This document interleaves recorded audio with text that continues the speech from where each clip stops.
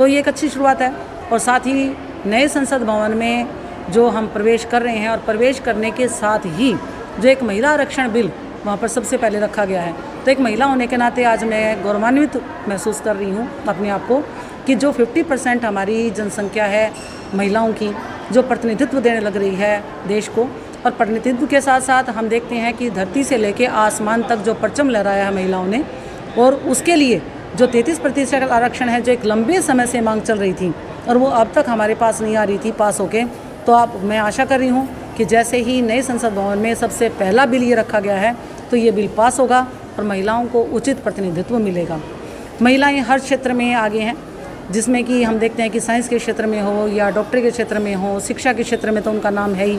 और इवन आप देखते हो कि उद्योगों में भी जो महिलाएं हैं, और इवन हमारे जो विदेशों में जो हमारी राजदूत के तौर पे काम कर रहे हैं, कंपनियों में काम करने लग रहे हैं, हर तरह के फील्ड में जो है वो महिलाएं घर संभालने से लेकर, बच्चों के संभालने से लेकर, कंधे से कंधा अपने पति के साथ काम करने से लेकर, देश के साथ भी वो हर व्यक्ति के साथ कंधे से कंधा मिलाकर काम करने लग रही हैं। तो एक महिला होने के नाते, एक शिक्षिका होने के नाते ये मैं आज गर्व के साथ कह रही हूँ और महसूस भी कर रही हूँ कि महिलाओं का जो आरक्षण बिल है ये पास हो, ताकि महिलाओं को राजनीति में भी जो है वो प्रतिनिधित्व 33% मिले। महिलाओं का प्रतिनिधित्व है, जैसे कि पहली महिला प्रधानमंत्री हमारी इंदिरा गांधी जी रही हैं, एक लौह पुरुष के रूप में उनको जाना जाता है। उनका जो व्यक्तित्व था वो व्यक्तित्व एक करिस्मेटिक लीडरशिप का व्यक्तित्व था। तो उसी रूप में ही जो महिलाएं हैं वो सद्भावना से काम करती हैं, बैलेंस के साथ काम करती हैं। जैसे कि सुषमा स्वराज है, अगर आप उनको सुनो तो वाकई में ही लगता है कि कोई महिला जो है इस प्रकार की राजनीति में होनी चाहिए। आने वाले समय में बहुत सारी सुषमा स्वराज आएंगी, बहुत सारी इंदिरा गांधी भी आएंगी, बहुत सारी कल्पना चावलाएँ भी आएंगी, स्मृति ईरानी भी आएंगी, जितने भी महिलाएं आज, निर्मला सीतारमण जी हैं।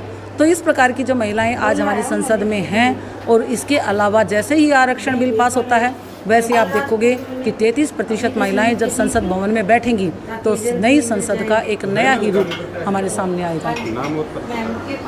शुरू में मैं Rekha Sharma, associate professor political science, Rajiv Gandhi Rajkiya Mahila महाविद्यालय भिवानी से, और साथ ही मैं एक शुभकामनाएं देना चाहती हूं महिलाओं को कि उनका ये बिल पास हो, ताकि उन्हें उचित प्रतिनिधित्व मिल सके और वो अपने देश का नाम रोशन कर सकें। मैं Anita Sharma, assistant professor of commerce from Rajiv Gandhi government college for women Bhiwani. मैं इस बात का स्वागत करती हूँ कि सरकार ने महिलाओं के आरक्षण के लिए 33% जो है बिल पास करने जा रहे हैं। ये सरकार की एक नई शुरुआत है नए संसद भवन के साथ, कि जिसमें सरकार ये कह रही है कि हम महिलाओं को 33% आरक्षण देंगे। और 33% आरक्षण का मतलब ये है कि हम गवर्नमेंट में महिलाओं को अपना रिप्रेजेंटेटिव बना रहे हैं, और महिलाएं जितनी आगे होंगी उतना अच्छा भी होगा, क्योंकि ये उन मुद्दों को उठाएंगे जो मुद्दे अब तक उठ नहीं पाए। हम उम्मीद करते हैं कि ये बिल पास होना चाहिए, ताकि महिलाएं अपने आप को और आगे ला सके इस वुमेन एम्पावरमेंट के टाइम। जी, मैं doctor Sunita, assistant professor Rajiv Gandhi महिला महाविद्यालय भिवानी है।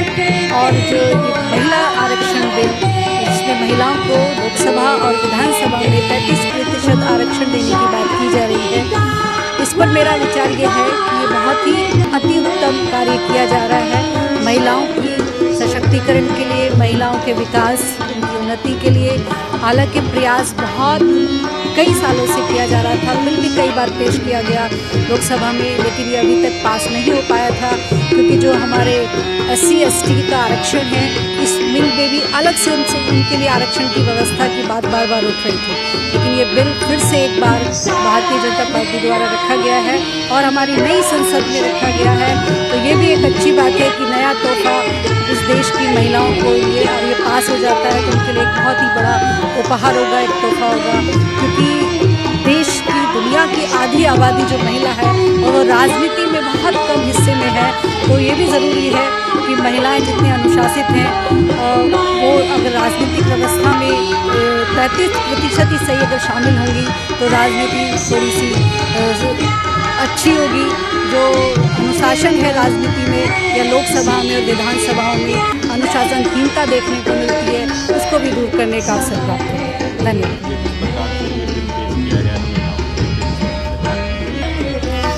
मैं एडवोकेट सोनाली, और मैं ये कहूँगी कि ये जो 33% आरक्षण पेश किया गया है महिलाओं के लिए, ये बहुत खुशी की बात है कि इसको मैं ये कहूँगी कि ये बिल पेश करने के साथ इसको पास भी किया जाना चाहिए। और जहाँ पर हर जगह महिलाएं काम करती हैं तो उसको देखते हुए हम ये चाहते हैं कि महिलाओं को और आगे बढ़ने का मौका मिले। महिलाएं गृहस्थी से लेके ऊपर पद तक सभी कार्य संभाल सकती हैं। ऐसा नहीं है कि महिलाएं हर जगह पीछे हैं, महिलाएं पुरुषों के साथ कंधे से कंधा मिला के चल रही हैं। तो इस हिसाब से बहुत अच्छी बात है कि इसको पास होना चाहिए इस बिल को।